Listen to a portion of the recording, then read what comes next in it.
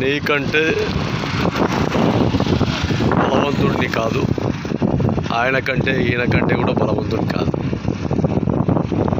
అయితే ఈ బలం మీకు రాజకీయంగా ఉండొచ్చు,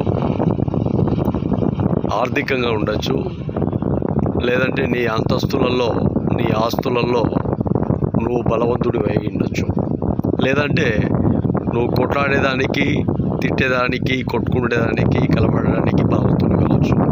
అయితే నా ముందు నీ బలాలని పూర్తిగా కొట్టుకుపోతాయి. ఎందుకంటే ఈ మాట చెప్పడం కూడా ఎందుకంటే నేను మాట్లాడే ప్రతి విషయం నీ గుండెలను చీల్చుకొని బయటికి వచ్చేస్తుంది పూర్తిగా. నేను చెప్పే ప్రతి మాట నీ చెవులలోంచి దూరి